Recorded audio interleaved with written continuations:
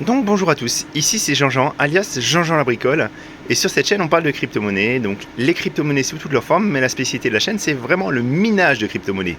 Donc si vous aimez cette vidéo, un pouce vers le haut, et n'hésitez pas à vous abonner aussi, c'est gratuit et donc ça ne coûte rien.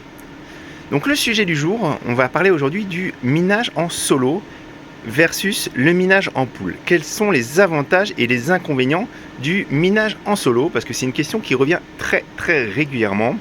Et on a eu quelques cas de figure dernièrement qui permettent un petit peu de l'illustrer.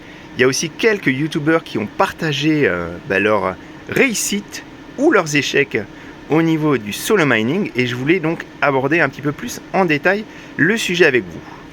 Avant ça, je voulais vous montrer donc mon bench de test est toujours à l'arrêt. J'ai pas eu le temps encore de m'occuper de réusiner les petits plaques métalliques, les petites plaques en cuivre pour bien dissiper. Donc je vais m'y atteler, mais je préférais vous faire un autre sujet avant de mettre les mains dans le cambouis.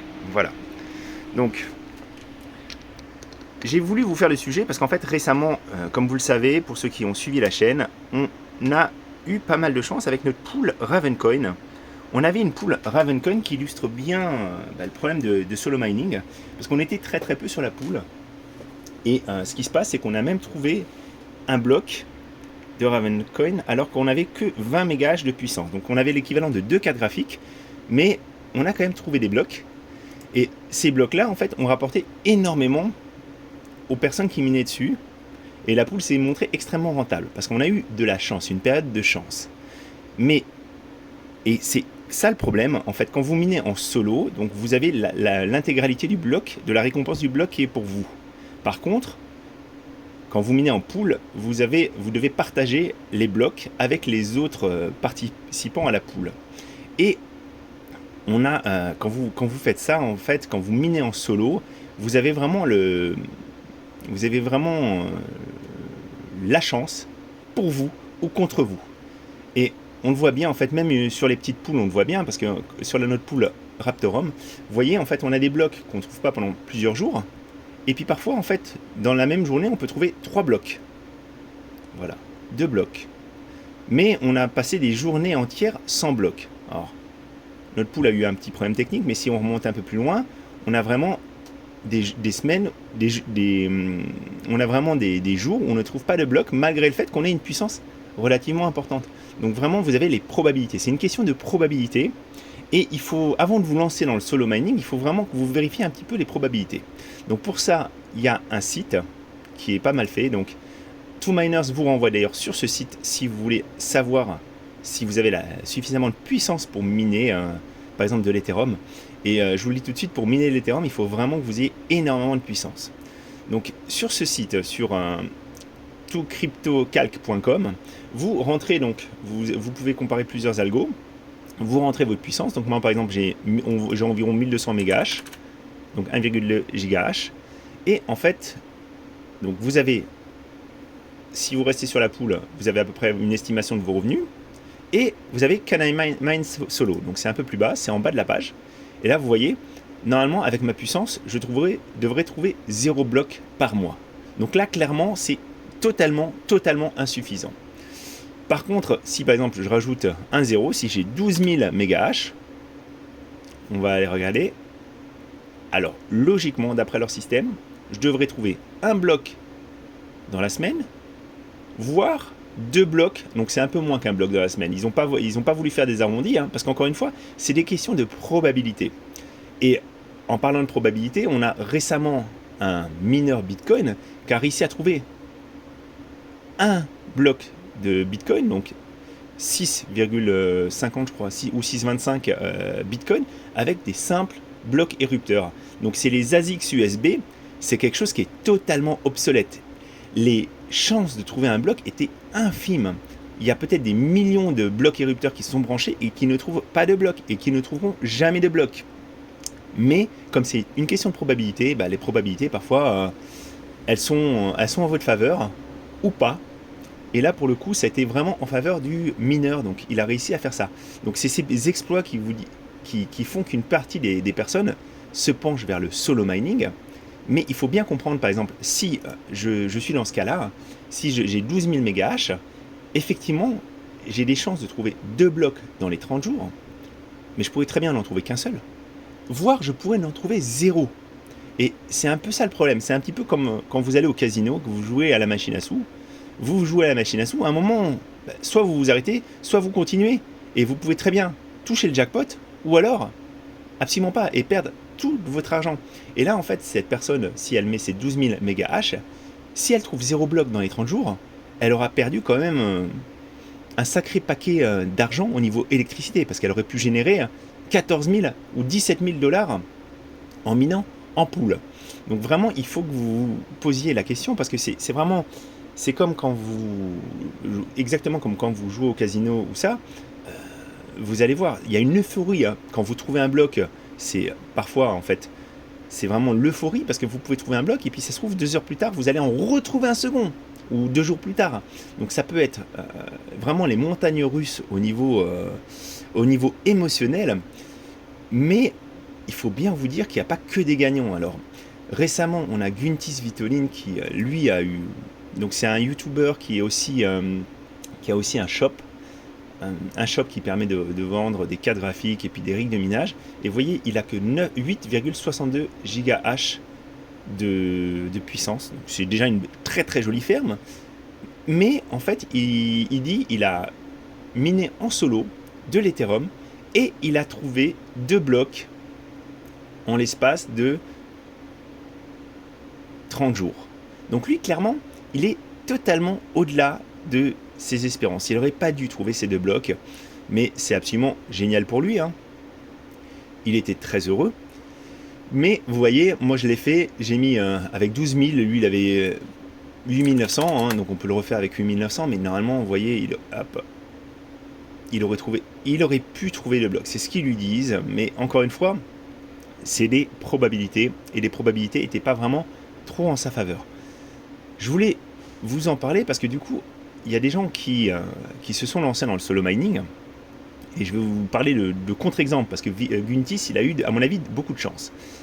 Le solo mining, on a ce monsieur, donc DigiMine, qui a une chaîne YouTube, qui est ami avec Red Panda Mining, notamment, qui s'est lancé avec sa ferme d'environ 4 GH.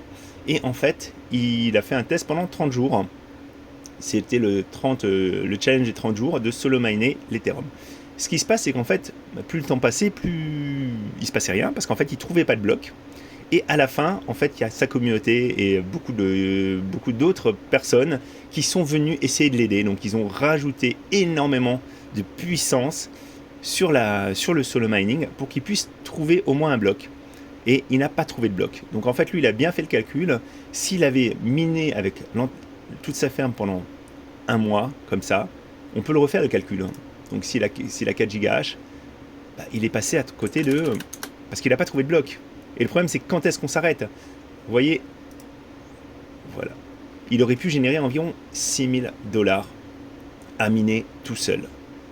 À miner en pool. Et il est passé à côté de ça parce qu'il n'a eu 0. Il n'a pas eu ses 1,68 Ether. Il a eu nada. Donc le solo mining, c'est vraiment les montagnes russes au niveau des sentiments.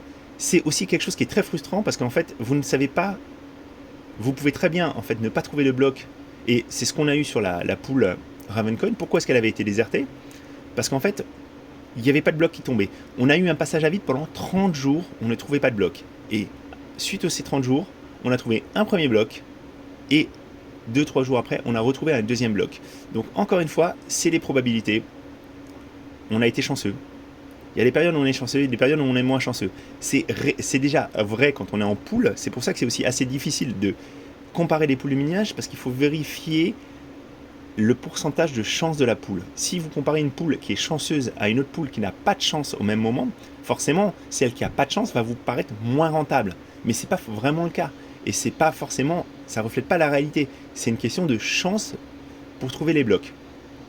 Alors, ce qui peut être intéressant, c'est par exemple, par contre, c'est d'aller sur une autre crypto. Sur d'autres cryptos, vous pouvez vous lancer avec beaucoup moins. Je pense par exemple au Ravencoin. Donc ma puissance, c'est environ 750 MH seconde en Ravencoin.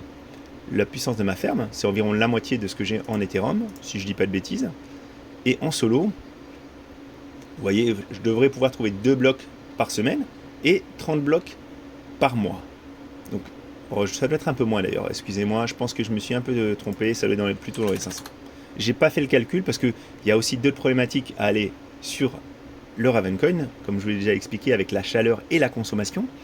Mais vous voyez, en fait, en pool 1116$ et en solo, attendez, hop là, je suis perdu, voilà. Et en solo, je devrais pouvoir trouver 6 blocs. Donc là, en fait, le risque est moins difficile à prendre parce qu'en fait, je suis sûr que je ne repartirai pas bredouille. Mais faites bien attention, parce qu'en plus, si vous allez miner en solo de l'Ethereum, si entre-temps l'Ethereum passe en Proof of Stake, s'il ne devient plus minable, bah à ce moment-là, vous aurez peut-être miné pendant 2 ou 3 mois pour avoir 0 reward. Donc faites bien attention si vous allez sur des gros coins. Encore une fois, le solo mining, c'est plus pour des gros mineurs, ou alors c'est plus quand vous allez sur des petits coins, comme peut-être le Ravencoin, ou des coins plus petits encore. Si vous êtes sur des tout petits coins, en fait, à ce moment-là, en solo, vous aurez régulièrement des blocs. Ce qui se passe, c'est que TwoMiner vous dit CryptoCalc vous dit qu'il recommande de miner en solo uniquement quand on arrive à trouver 2-3 blocs par 24 heures. Alors moi, je trouve que c'est beaucoup ce qu'ils vous disent. Je pense qu'en fait, on peut y aller même quand on trouve 1 ou 2 blocs par semaine. Mais par contre, quand on trouve 1 bloc par mois, vous avez la possibilité aussi de ne pas trouver de bloc, par exemple, sur le trimestre. Ça, c'est une probabilité. Donc, faites bien attention si vous voulez aller sur le solo mining. Avant, le solo mining, ça se faisait directement en se connectant sur la blockchain sur le Stratum. Maintenant, il y a des pools de solo mining. Donc, faites bien attention aussi quand vous choisissez votre pool, parce qu'en fait, si vous prenez une pool de solo mining, donc par exemple, TwoMiner a une pool de solo mining, ça s'appelle pool, mais chacun joue pour lui. Donc en fait, si vous vous mettez sur cette pool que vous minez pendant des jours et des jours de l'Ethereum par exemple, ou du Ravencoin là, si vous avez un faible hash rate, vous aurez 0 reward. Sauf si vous trouvez un bloc, parce que chacun mine de son côté. Les pools ont mis en place des pools solo, parce qu'en fait c'est beaucoup plus simple à configurer pour les mineurs, et aussi parce qu'ils y ont un intérêt. Pour nous, en fait, l'intérêt de miner via une pool solo, c'est aussi qu'on a une meilleure fiabilité du système et on n'a pas toute la maintenance à faire. Parce que vous avez vu, il peut y avoir aussi des problèmes côté pool, comme nous on a connu un petit peu avec la ggPool, des problèmes de connexion avec les différentes blockchains.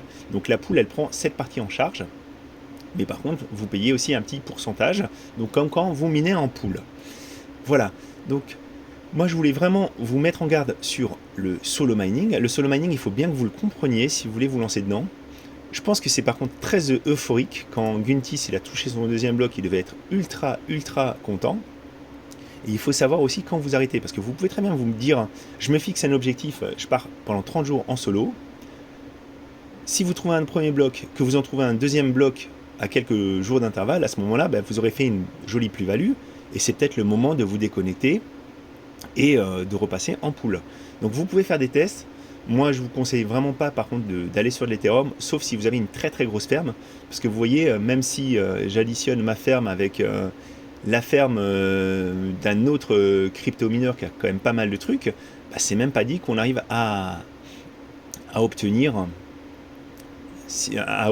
un seul bloc d'Ether. Voilà. J'espère que ça vous a plu, j'espère que vous comprenez bien en fait maintenant cette histoire de solo mining, parce que ça revient vraiment. Après, encore une fois, si vous êtes sur un petit coin sur lequel en fait vous pouvez trouver des blocs régulièrement, nous à un moment on faisait de l'Avian Network, c'est pas un projet auquel je crois, donc moi je vous inciterai pas à y aller, mais sur ce projet-là, en fait, même en solo, on pouvait trouver des blocs de façon un peu journalière. Après, en fait, comme je vous le disais, c'est vraiment l'euphorie quand vous trouvez un bloc. Si vous avez un bloc que vous avez attendu pendant des mois et qui tombe tout d'un coup, c'est la fête. Mais il y a aussi le côté inverse, où vous avez l'impression que vous n'avez pas de chance. Parce qu'il y a énormément de gens qui viennent justement sur Twitter, sur YouTube, tout ça, à dire « Oh, c'est génial, j'ai miné en solo, j'ai trouvé des blocs ». Mais c'est comme avec les traders, on entend beaucoup plus ceux qui ont gagné que ceux qui ont perdu. Et pour le trade, il y a 90% des gens qui perdent de l'argent. Mais vous entendez surtout les 10% qui ont fait des belles opérations et qui ont gagné beaucoup d'argent. Donc comprenez bien le pour et le contre du solo mining avant de vous lancer. Donc c'était Jean-Jean et j'espère que le contenu vous a plu. À très bientôt.